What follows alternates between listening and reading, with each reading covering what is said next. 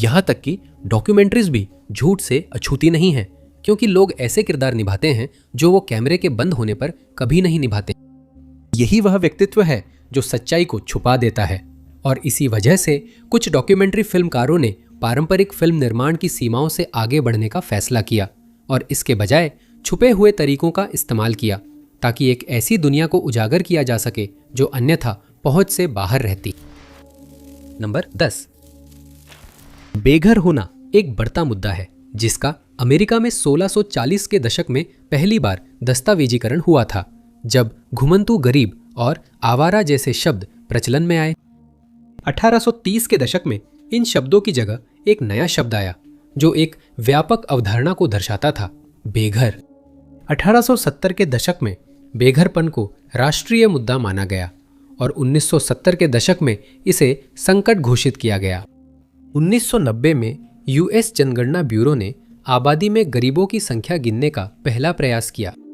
इन वर्षों में पहली बार सरकार ने समस्या मानी।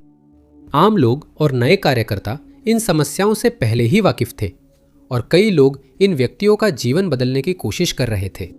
साल 2000 में मार्क सिंगर ऐसे ही एक कार्यकर्ता थे जिन्हें लगा कि चल रहे बेघर संकट पर रोशनी डालना जरूरी है। इस डॉक्यूमेंट्री निर्माता ने खुद को फ्रीडम टनल की परछाइयों में पाया, जो 90 के दशक में न्यूयॉर्क का एमट्रैक की एक रेल सुरंग था, जहां उन्होंने उन गरीब लोगों की जिंदगी को दर्ज किया जिन्हें मजबूरी में वहां रहना पड़ता था, क्योंकि उनके पास कोई और विकल्प नहीं था। इस 1 घंटे लंबी काले सफेद डॉक्यूमेंट्री डार्क डेज ने टनलों के निवासियों के अंतरंग जीवन और उनके बनाए पूरे समाज की झलक दिखाई। टनलें 50 ब्लॉक तक थी। छत की लोहे की जालियों से रोशनी अंदर नहीं आती थी। रात में कुछ नहीं दिखता था। सिंगर ने समझा कि इस गुप्त जीवन को दर्ज करने के लिए उसे ऐसे काम करने होंगे जो लोगों को पसंद नहीं, जैसे निर्माण स्थलों से सामान लाकर रात में टनलों में रखना।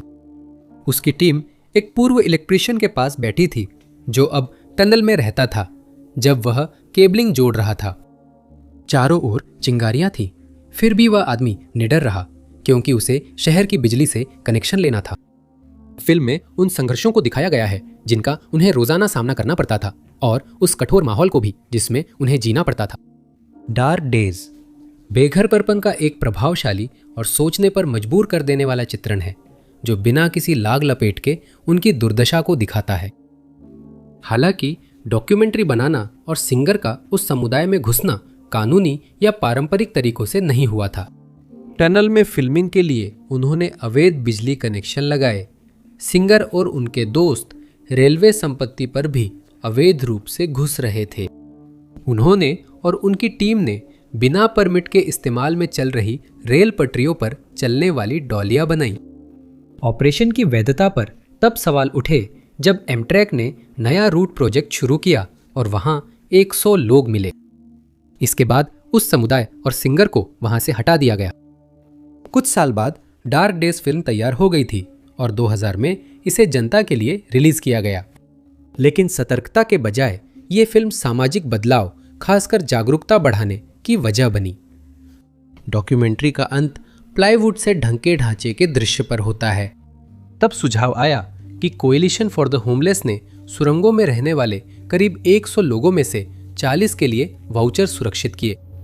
अंतिम दृश्यों में उन लोगों की चर्चाएं दिखाई गई जो फिर से बेघर हो गए थे।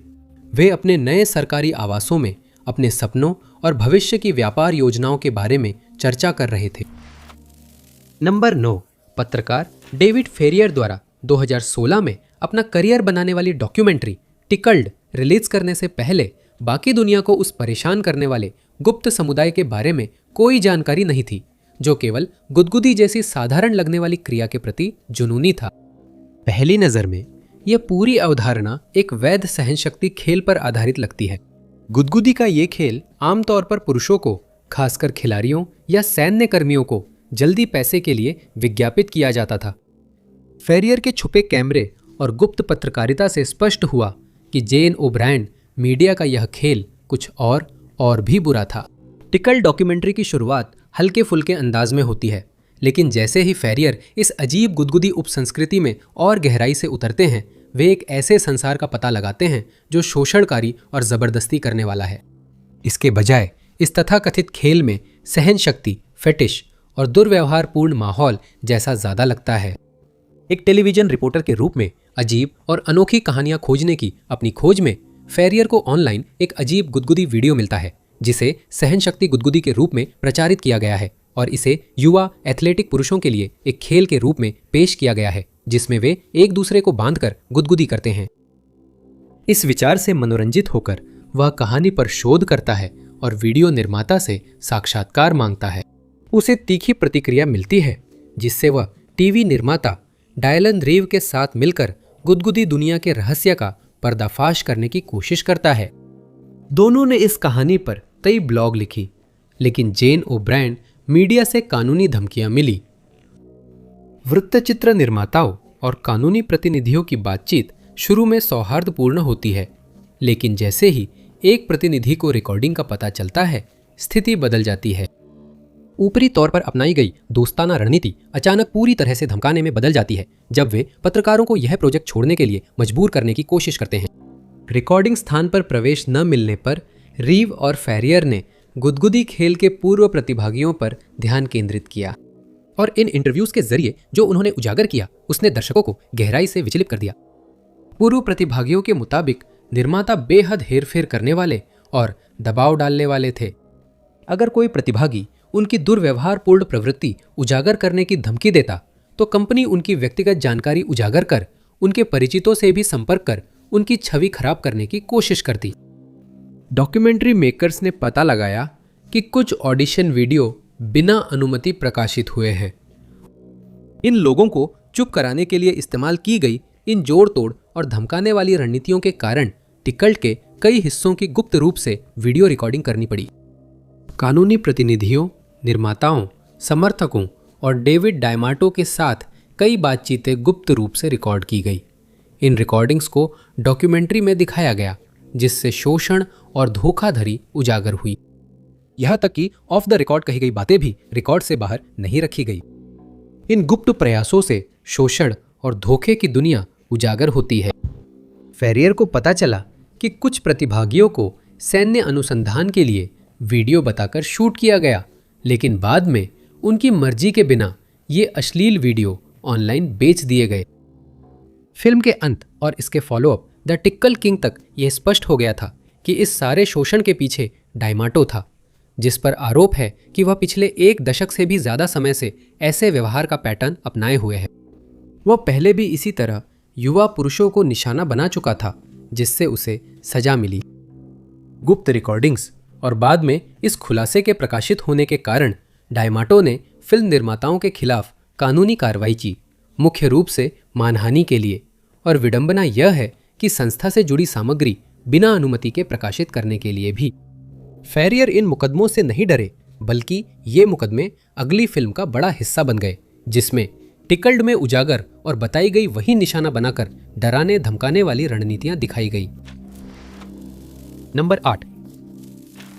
1948 में विकासात्मक रूप से विकलांग लोगों के लिए दुनिया का सबसे बड़ा संस्थान शुरू हुआ।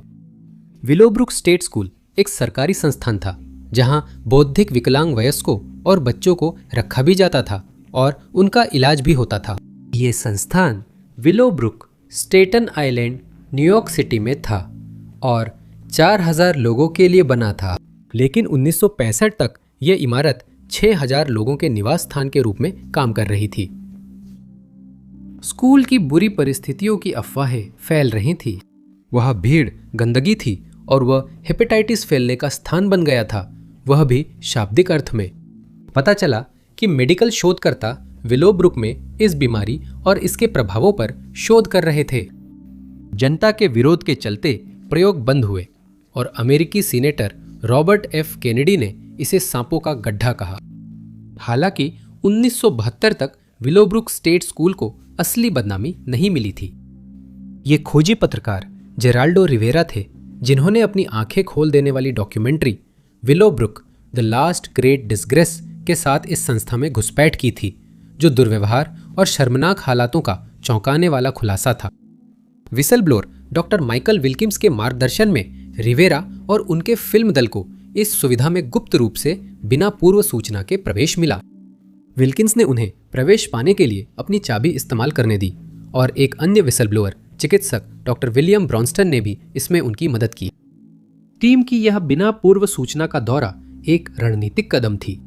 चूंकि सुविधा के प्रशासक इस बात से अनजान थे कि उन्हें फिल्माया जाने वाला है और बाहरी लोग आने वाले हैं, उनके पास विलोब्रुक के अंदर की रोजमर्रा की हकीकत को छुपाने के लिए पर्याप्त समय नहीं था। रिवेरा और उनकी टीम ने कैमरे छुपाकर बिल्डिंग 6 पहुंचाए, जो सबसे खराब, भीड़भाड़ और गंदगी के लिए बदनाम इलाका था, जहां कुछ निवासियों को कपड़ों की भी कमी थी। कैमरा चालू होते ही उन्होंने उन विभत्स दृश्यों को रिकॉर्ड किया जो इस सुविधा में मौजूद उपेक्षा की घिनौनी हद को उजागर कर रहे थे। गंभीर विकलांगता वाले मरीजों को बिना देखरेख के छोड़ दिया गया था। वे गंदगी में बिना कपड़ों के भीड़ भाड़ में रह रहे थे और दुर्व्यवहारपूर्ण हालातों का सामना कर रहे थे। रिवेरा और उनकी टीम कुछ घंटों बाद संस्थान से बाहर निकले, भयभीत, घृणा से भरे और आक्रोशित थे। 2 फरवरी 1972 को विलोब्रुक द लास्ट डिस्ग्रेस प्रसारित हुआ और इसका परिणाम वैश्विक आक्रोश के रूप में सामने आया। रिवेरा की डॉक्यूमेंट्री उस संस्थान के खिलाफ एक सामूहिक मुकदमे और उसकी बंदी का कारण बनी। नंबर 7। एक आध्यात्मिक समुदाय के केंद्र में श्री कुमारे हैं, एक प्रबुद्ध गुरु जो पूर्व से यात्रा करके अमेरिका आए और अपना संदेश फैलाया। 3 महीनों में इस जागरूक व्यक्ति ने बड़ा अनुयायी वर्ग बना लिया, जिन्होंने उन्हें सच्चा आध्यात्मिक नेता माना। अपनी घनी दाढ़ी और मुस्कान के पीछे कुमारे एक रहस्य छुपाए हैं, जिसे वो जल्द अपने शिष्यों के सामने उजागर करेंगे। ये रहस्य कई साल पहले छोटे विक्रम गांधी से शुरू होता है। कम उम्र में ही विक्रम ने आध्यात्मिकता के अर्थ पर सवाल उठाने शुरू कर दिए थे। वो सोचते थे कि क्या ये सब बस कल्पना है या इस पूरे विचार में कुछ और भी है। जवान होने पर उन्होंने अपनी हिंदू जड़ों से दूर होना शुरू किया, पीछे छोड़ दिया, और वो हैरान थे कि अब अमेरिका भारतीय आध्यात्मिकता, योग स्टूडियो और गुरु अवधारणाओं को अपना रहा है, जहां नेता खुद को ऊंचे आध्यात्मिक स्तर पर बताते हैं। विक्रम ने इन गुरुओं पर डॉक्यूमेंट्री बनानी शुरू की, लेकिन इतने अनुयायियों के बावजूद उन्हें कुछ खास नहीं लगा। वे उन लोगों से ज्यादा पवित्र नहीं थे जो उनका अनुसरण करते थे। इस बात को साबित करने के लिए उन्होंने एक मिशन पर निकलने का फैसला किया। विक्रम ने दाढ़ी बाल बढ़ाए, साधुओं जैसी चीजें जुटाई, अलग लहजा अपनाया और गुरु कुमारे बन गए। कैमरा लेकर वह फिनिक्स एरिजोना से 2 शिष्यों, योग प्रशिक्षक क्रिस्टन और इवेंट बुकिंग वाली पूर्वा के साथ निकले। उनका उद्देश्य जानना था कि आध्यात्मिक प्रामाणिकता कहीं सिर्फ एक बनाई हुई भ्रांति तो नहीं है। जल्द ही लोग उस अंडरकवर डॉक्यूमेंट्री निर्माता को उसके हाव भाव और व्यवहार के कारण पूजने लगे, जबकि उसके कैमरे पूरे समय चल रहे थे। कुमारे जाहिर है के पास कोई शिक्षाएं नहीं थी, लेकिन उनकी झूठी पहचान के कारण ये कोई मायने नहीं रखता था। आखिर अनुयायी आने लगे और आशीर्वाद मांगने लगे, तो गुरु ने खुद का आशीर्वाद बनाकर देना शुरू कर दिया। 2011 की डॉक्यूमेंट्री कुमारे में विक्रम बताते हैं कि उनका आशीर्वाद उनके सिर की नीली रोशनी के रूप में कल्पित है, जिसे वह अनुयायियों पर सिर मिलाकर छोड़ते हैं। ज्यादा समय नहीं लगा जब लोगों ने कहना शुरू कर दिया कि वे उस रोशनी को महसूस कर सकते हैं जिसका उन्होंने वर्णन किया था, जबकि ये पूरी तरह से उनकी अपनी कल्पना थी।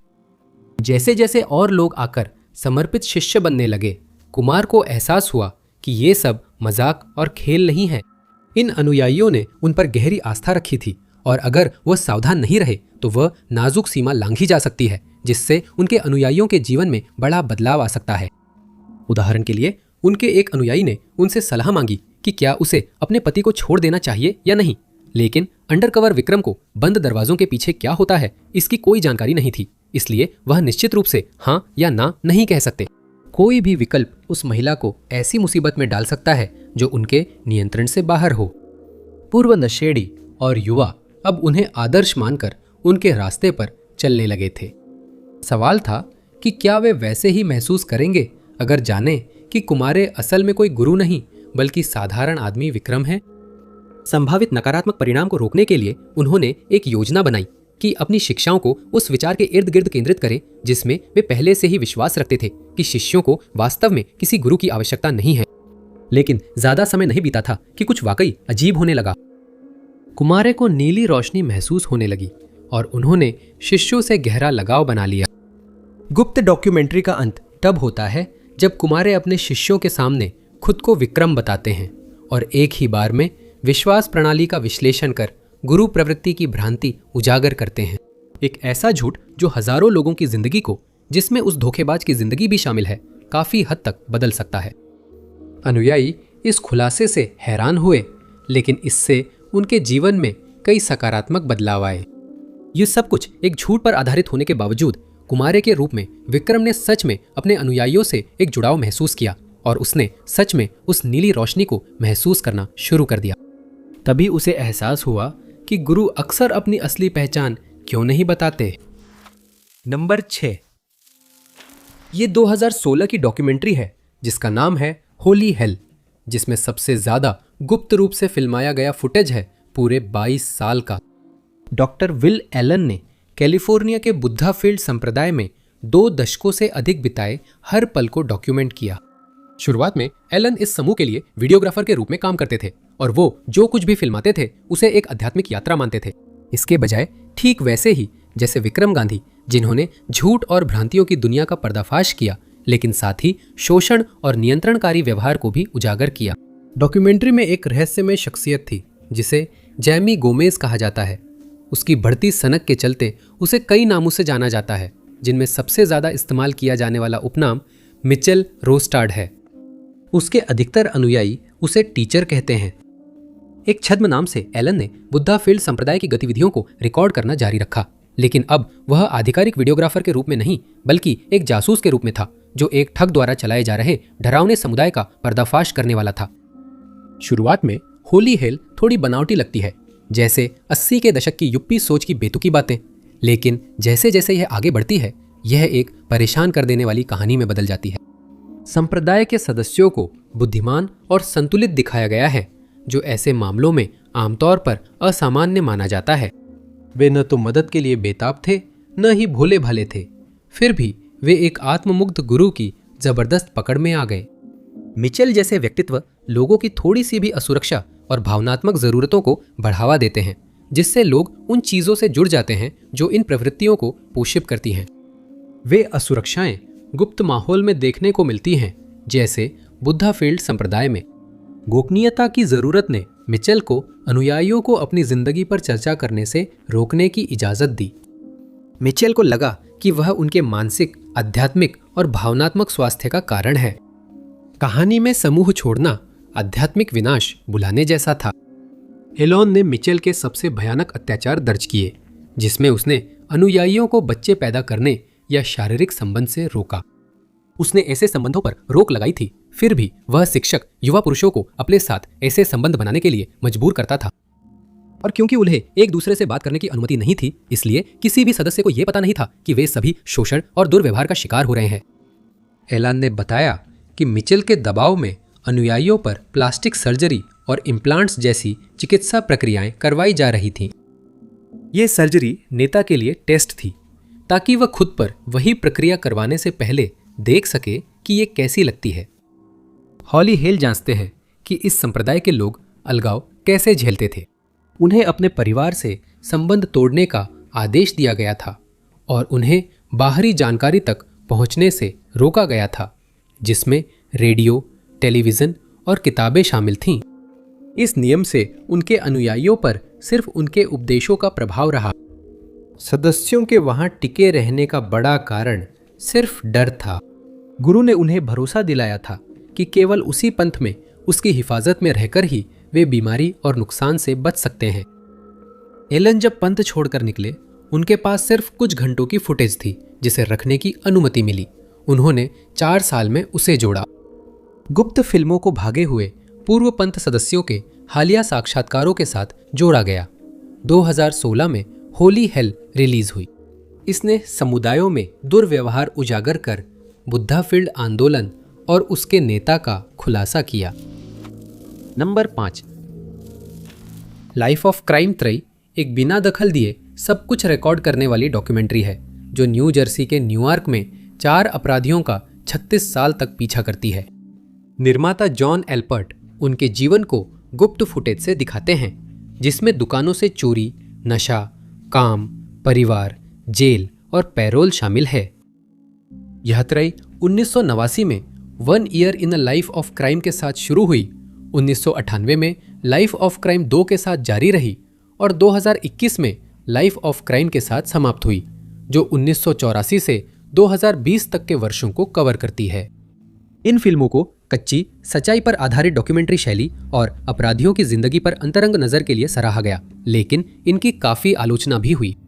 इस आलोचना का अधिकांश हिस्सा छुपे हुए कैमरे के इस्तेमाल, गुप्त रिकॉर्डिंग, ग्राफिक कंटेंट और क्रू के खतरनाक या परेशान करने वाले पलों जैसे नशीली दवाओं का इस्तेमाल, हिंसा और मौत के दौरान हस्तक्षेप न करने के फैसले पर केंद्रित था। पहली फिल्म रॉब, स्टेफी और माइक मैग्रॉथ द्वारा एक दुकान में चोरी की योजना से शुरू होती है। छुपे हुए कैमरे उनका पीछा करते हैं जब वे चादरें चुराने की कोशिश करते हैं। फ्रेडी रोड्रिगेज को नशीले पदार्थ से जुड़े अपराध में दोष सिद्धि के बाद जेल से रिहा किया जाता है और वह रॉब के साथ $170 की चांदी की कटलरी चुराता है। मई 1984 के अंत तक रॉब और माइक रोजाना $100 तक की चीजें दुकान से चुरा रहे थे। उस जुलाई में फ्रेड को बड़ी चोरी और वाहन से हुई हत्या के आरोप में गिरफ्तार किया गया, लेकिन एक नकली नाम का इस्तेमाल करके वह आजाद हो गया। स्थानीय मैकेनिक सिड डॉक्यूमेंट्री में फ्रेड और रॉब से अपनी जिंदगी बदलने की अपील करता है। जैसे जैसे फिल्म बढ़ती है, अपराध और उनके परिणाम गंभीर होते जाते हैं।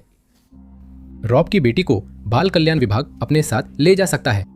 फ्रेड की ड्रग्स की लत के कारण उसकी पत्नी और बच्चा उसे छोड़ देते हैं और माइक को छिपे हुए कैमरे उसकी गर्भवती पत्नी पर हिंसा करते पकड़ते हैं। लाइफ ऑफ क्राइम 2 में डॉक्यूमेंट्री 5 साल बाद फिर रॉब और फ्रेडी से मिलती है जब वे जेल में हैं। फिल्म में डेलिरीज का भी परिचय कराया गया है, जो रॉब की पूर्व प्रेमिका है, जिसके 3 बच्चे हैं और वह नशे की बुरी लत में बुरी तरह फंसी हुई है।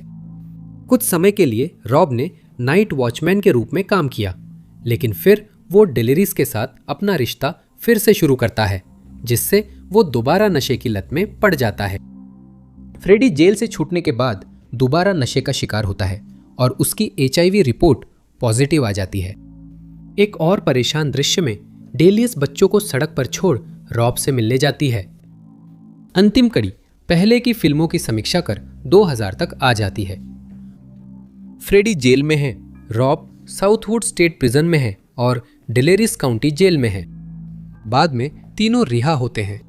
रॉब एकार्ड्स फार्मेसी में काम करता है। डेलेरिस महीनों तक नशे से दूर रहता है। फ्रेडी पैरोल के जरिए तय किए गए होटल में रहकर बच्चों से जुड़ता है, लेकिन फ्रेडी आखिरकार फिर से नशे का शिकार हो जाता है। पुलिस के हवाले होने के 3 साल बाद उसकी मौत हो जाती है। रॉब का निधन 2002 में हुआ। जुलाई 2020 तक डेलरिस 13 साल से नशे से दूर थी, लेकिन लॉकडाउन में वह फिर आदतों में लौट आई। लाइफ ऑफ क्राइम में जिनकी कहानी है, उन्हें सुखद अंत नहीं मिलता। ये न्यू जर्सी में नशे की लत, अपराध, जेल और बार बार फंसने की प्रक्रिया दिखाता है। साथ ही शोषण, निरीक्षण व हस्तक्षेप जैसे कठिन सवाल भी उठाता है। नंबर 4, ये रूसी डॉक्यूमेंट्री निर्माता विताली मांस्की थे, जिन्होंने उत्तर कोरियाई प्रचार के पीछे की बनावट को उजागर करने का फैसला किया। डॉक्यूमेंट्री अंडर द सन में दिखाया गया है कि पंथ जैसे सिस्टम में जहां किम जोंग इल को पौराणिक नेता माना जाता है, असल जिंदगी और कैमरे पर दिखाई गई जिंदगी में बड़ा फर्क है। मास्की को फिल्मांकन से पहले उत्तर कोरियाई सरकार की अनुमति मिली थी, लेकिन क्रू को टेक्स के बीच कैमरे चालू रखने की इजाजत नहीं थी। आधिकारिक तौर पर यह डॉक्यूमेंट्री एक स्कूली लड़की के बच्चों के संघ में शामिल होने की कहानी होनी थी, जो सरकार द्वारा चलाया जाने वाला अनिवार्य युवा संगठन है और वफादारी सिखाने का प्रशिक्षण स्थल है। इस फिल्म में 1 साल से ज्यादा का फुटेज है, जिसमें चमकते सितारे का दिन यानी किम जोंग इल के जन्मदिन की तैयारी दिखाई गई है। डॉक्यूमेंट्री के फिल्म निर्माताओं ने सरकारी अधिकारियों को दृश्यों का निर्देशन करने की अनुमति दी, और निर्देशन से उनका मतलब था कि वे उन्हें गढ़ लें। टेक्स के बीच कैमरे चालू छोड़कर मास्की ने रिहर्सल और बनावटीपन को उजागर किया। इन अनौपचारिक दृश्यों ने दिखाया कि अधिकारी कोरियाई परिवारों को क्या बोलना, कैसे बैठना और कब मुस्कुराना बताकर आदर्श परिवार बनाते हैं। स्क्रिप्ट और स्थान पहले ही तय कर लिए जाते हैं, जिन्हें सरकार के प्रतिनिधि चुनते हैं। प्रचार से भरी डॉक्यूमेंट्री के लिए स्कूल गर्ल जिन मी का पूरा पारिवारिक जीवन गढ़ा गया है। उदाहरण के लिए दोनों माता पिता को फैक्ट्रियों में मजदूर के रूप में दिखाया जाता है, लेकिन वे वास्तव में वहां काम नहीं करते। पिता दरअसल एक प्रिंट पत्रकार है और ये काम उन्हें उसी प्रचार एजेंसी जैसी भूमिका में रखता है जो सेट पर निगरानी के लिए मौजूद थी। फिल्म निर्माताओं को रोज मेमोरी कार्ड जमा करने होते थे और सरकारी प्रतिनिधि तय करते थे कि क्या अनुमति है, क्या सेंसर या डिलीट होगा। उन्हें यह बिल्कुल भी पता नहीं था कि गुप्त रूप से रिकॉर्ड किए गए फुटेज के अलावा क्रू ने हर एक सेकंड की रिकॉर्डिंग का बैकअप भी बनाया था, उन पलों को संभाल कर रखा था जो पूरे सिस्टम को उजागर कर सकते थे। अचानक उत्तर कोरियाई अधिकारियों ने डॉक्यूमेंट्री पूरी होने से पहले प्रोजेक्ट रद्द कर दिया। इसीलिए मेनस्की को लगा कि अब वे फिल्म के लिए सारी फुटेज स्वतंत्र रूप से इस्तेमाल कर सकते हैं। डॉक्यूमेंट्री कोरिया की मूल छवि से हटकर वहां की असली जिंदगी पर एक चौंकाने वाला खुलासा करने लगी। फिल्म में किम जोंग उन और उनके पूर्ववर्तियों की छवियां हर जगह दिखाई गई है, जैसे मध्यकालीन चर्चों में यीशु की छवि। जब मास्की ने सारे क्लिप्स जोड़े तो अंडर द सन 2015 में रिलीज हुई। ये दुनिया के लिए आंखें खोलने वाली थी, लेकिन उत्तर कोरिया और रूस के सहयोगियों के लिए तंज थी। मास्की, जो रूसी मूल के हैं और प्रोजेक्ट में शामिल थे जिसने सरकारी तंत्र की जांच की, इसलिए मॉस्को ने उनसे दूरी बना ली।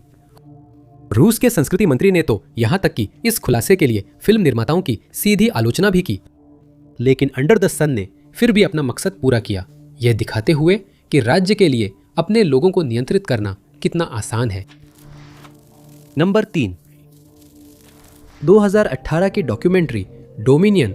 ज्यादातर लोगों के लिए इसे देखना बहुत कठिन है, लेकिन यह पशुपालन उद्योग की सच्चाई और उपभोक्ताओं से छुपे काले पहलू को दिखाती है। ये डॉक्यूमेंट्री 2014 की फिल्म ल्यूसेंट का सीक्वल है, जिसमें डोमिनियन जैसे तरीके अपनाकर ऑस्ट्रेलिया के सुअर पालन उद्योग की काली सच्चाई दिखाई गई है। दोनों फिल्में ये दिखाती है कि किस तरह रोजमर्रा की क्रूरता को इस उद्योग में सामान्य और मानक प्रक्रिया के रूप में व्यापक रूप से स्वीकार किया जाता है। सैकड़ों घंटों की छुपी कैमरा और ड्रोन फुटेज से बूचरखाना व्यवस्था की क्रूर सच्चाई उजागर हुई है, और ये सिर्फ मवेशियों के वध में शामिल अमानवीय तरीकों पर ही ध्यान नहीं देता, बल्कि उन जानवरों पर होने वाले अत्याचार और उपेक्षा पर भी केंद्रित है जो उनकी मृत्यु से पहले के महीनों में उन पर ढाए जाते हैं। ऑस्ट्रेलियाई डॉक्यूमेंट्री को क्रिस डेलफोर्स ने लिखा, निर्देशित और निर्मित किया है, जो प्रसिद्ध पशु अधिकार कार्यकर्ता हैं।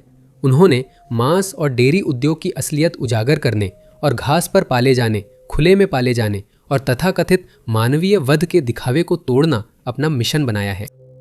ये फिल्म ऑस्ट्रेलिया भर के बूचर खानों के साथ साथ बड़े पैमाने पर चलने वाले फार्मों पर भी ध्यान केंद्रित करती है, जहां गुप्त रूप से उन उद्योगों की रिकॉर्डिंग की जाती है जहां अत्याचार आम है और वध के तरीके संदिग्ध हैं।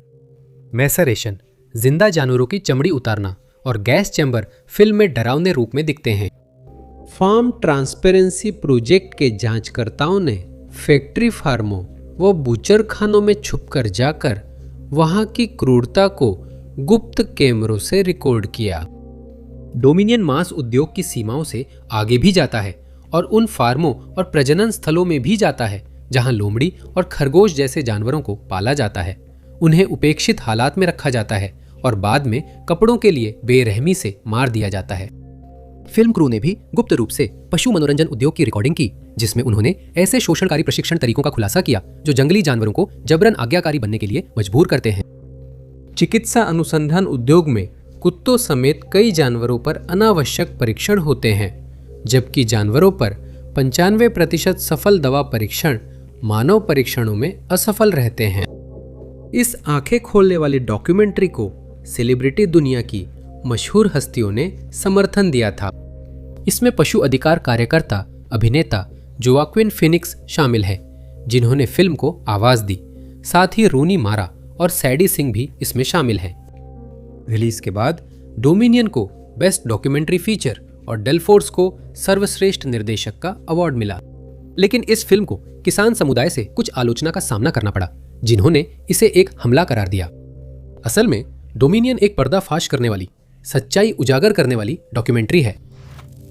नंबर 2, यह निर्देशक तलाल डेरकी थे, जिन्होंने युद्ध फोटोग्राफर के भेष में 2 साल सीरिया में बिताए। हमें 2017 की जबरदस्त documentary of fathers and sons दिखाने के लिए, जिसे गुप्त रूप से फिल्माया गया था, अपनी डॉक्यूमेंट्री के असली मकसद को छुपाकर। यह डॉक्यूमेंट्री जिहादी पिता अबू और उसके बेटों ओसामा व ऐमान की जिंदगी दिखाती है, जिसमें फुटेज से बताया गया है कि वे बचपन से कट्टरपंथ की ओर कैसे बढ़ते हैं। डेरके ने परिवार के सामने खुद को हमदर्द फोटोग्राफर बताकर उनकी जिंदगी में गहराई से दाखिल किया। डॉक्यूमेंट्री निर्देशक की जान पर टिकी थी, जिसने कट्टरपंथी माहौल में कट्टरपंथी बनाने की प्रक्रिया और बंद दरवाजों के पीछे की जिंदगी दिखाने के लिए सब कुछ दांव पर लगाया। अबू, जैसा कि उसने पता लगाया, सीरिया के विद्रोही संगठन अल नुसरा के संस्थापक हैं। मुख्य किरदार दुश्मनों पर गोली चलाने के अलावा बारूदी सुरंगें डिफ्यूज कर उनका मटेरियल विस्फोटक बनाने वालों को बेचता है। घर पर उसके बच्चों को भी उसी स्तर की हिंसा करने के लिए प्रोत्साहित किया जाता है, जिसमें झकझोर देने वाले दृश्य और अप्रत्याशित रूप से हत्या के लिए उकसावा शामिल है। जैसे जैसे डॉक्यूमेंट्री बढ़ती है, कुछ परेशान करने वाली बातें सामने आती है। अबू के वंशज ही अकेले ऐसे नहीं हैं जो ऐसे बड़े हो रहे हैं। निर्माण के समय डरके ने सड़कों पर सैकड़ों युवाओं को अपने हथियारों के साथ देखा, जो उन्हें ठीक से पकड़ नहीं पा रहे थे। बाद में अबू के बेटे स्कूल लौटे, लेकिन ओसामा पिता को खुश करने के लिए उनके जैसा रास्ता चुनता है। वह लड़का इस जीवन के लिए उपयुक्त नहीं था, वह भाइयों से कमजोर था। डेरके ने कहा, अगर ओसामा युद्धग्रस्त देश के बाहर बड़ा होता तो वो कलाकार होता, लड़ाका नहीं। ऑफ फादर्स एंड सन्स एक गहराई से मनोवैज्ञानिक प्रभावशाली फिल्म है, जिसमें लगातार हिंसा दिखाई गई है और बाहर से देखने वालों के इनकार को चीरते हुए इस लगातार हिंसा को स्वीकार करने की मांग करती है, क्योंकि अब विद्रोह लोगों से उनका बचपन छीन रहा है। गुप्त रूप से फिल्माए गए डॉक्यूमेंट्री के रिलीज होने के बाद डरके ने समझाया कि जोखिम के बावजूद भी उन्हें इसे बनाना जरूरी लगा। इन संगठनों के विद्रोह जल्दी हुए और डरके को सोचने पर मजबूर कर दिया कि ये सब कैसे हुआ। जवाब देने के लिए उन्होंने प्रक्रिया फिल्माई। देश में प्रवेश की अनुमति मिलने पर फिल्म निर्माता डरके ने चुनौती स्वीकार की। नंबर 1, 2014 में द लुक ऑफ साइलेंस को साल की सबसे परेशान करने वाली डॉक्यूमेंट्री के रूप में नामांकित किया गया, जिसमें मध्यम आयु के इंडोनेशियाई ऑप्टोमेट्रिस्ट अदी रुकीन अपने भाई की मौत के जिम्मेदारों का सामना करता है। 1965-66 के इंडोनेशिया में कम्युनिस्टों के सफाए के बाद अदी का जीवन हमेशा शोक में बीता, जिससे वो अपने भाई को जान ही नहीं सका। जोशुआ ओपनहाइमर निर्देशित इस डॉक्यूमेंट्री का मकसद इंडोनेशियाई नरसंहार पर 50 साल की चुप्पी और डर तोड़ना था। ओपेनहाइमर की डॉक्यूमेंट्री दिखाती है कि यह घटना पीड़ित परिवारों को आज भी कैसे प्रभावित करती है और दशकों बाद फिर से उन्हें केंद्र में लाती है। फिल्म निर्माताओं ने जवाबदेही तय करने की कोशिश की, यह जोर देते हुए कि किसी को जिम्मेदारी लेनी चाहिए, लेकिन इसे लागू करना जोखिम भरा था और ऐसी सक्रियता को अंजाम देने के लिए क्रू को जरूरी सावधानियां बरतनी पड़ती थी। इंडोनेशियाई सैन्य प्रतिशोध से बचने के लिए प्रक्रिया में शामिल लोगों की पहचान गुप्त रखी गई। सिर्फ ओपनहाइमर का नाम क्रेडिट्स में था ताकि क्रू सुरक्षित रहे। अधिकांश लोग जानते थे कि नरसंहार पर डॉक्यूमेंट्री के लिए फिल्माया जा रहा है, लेकिन द लुक ऑफ साइलेंस के निर्माण में काफी गोपनीयता रखी गई थी। आदि और फिल्म निर्माताओं ने उसके भाई की मौत के कुछ जिम्मेदार लोगों से बात करने का सिर्फ एक मौका पाने के लिए अपनी जान जोखिम में डाल दी। इनमें से कई, जैसे उनके चाचा, स्थानीय स्तर पर प्रभावशाली है, जिससे ये कदम जोखिम भरा है। The look of silence Oppenheimer की पिछली डॉक्यूमेंट्री का सीक्वल है, जो नरसंहार में शामिल लोगों की मनोविज्ञान पर केंद्रित थी। आदि ने सबसे विचलित कर देने वाली मुठभेड़ के लिए खुद को तैयार करने को डॉक्यूमेंट्री के कुछ हिस्से फिर से देखे। वह आंखों की जांच के जरिए भाई के हत्यारों के करीब पहुंचता है ऑप्टोमेट्रिस्ट टेस्ट के दौरान उनके क्रूर कृत्यों पर सवाल उठाते हैं और स्वीकार करने को कहते हैं। आदि न सिर्फ आंखों की जांच को उन लोगों की जिंदगी में घुसने का जरिया बनाता है, बल्कि इसे एक रूपक की तरह इस्तेमाल करता है ताकि वे खुद को आईने में देख सके, जिससे तनावपूर्ण बातचीत और खतरनाक टकराव होते हैं। द लुक ऑफ साइलेंस ने रुकिन परिवार को कुछ हद तक मन की शांति पाने और जिम्मेदार लोगों का सामना कर उन्हें डांटने का मौका दिया। यह फिल्म जोखिम भरी थी, लेकिन सच उजागर करने के लिए जरूरी थी। इन हत्याओं की क्रूर और सुनियोजित प्रकृति, जिसमें लाखों लोगों ने अपनी जान गंवाई, देखने के लिए आप सभी का बहुत बहुत धन्यवाद। अगर आपको यह वीडियो पसंद आया हो तो कृपया लाइक बटन जरूर दबाएं, सब्सक्राइब करें और नोटिफिकेशन बेल दबाएं ताकि नए वीडियो की जानकारी मिले। मेरा नाम टॉप 5 अननोन्स है। फिर अगले वीडियो में मिलूंगा।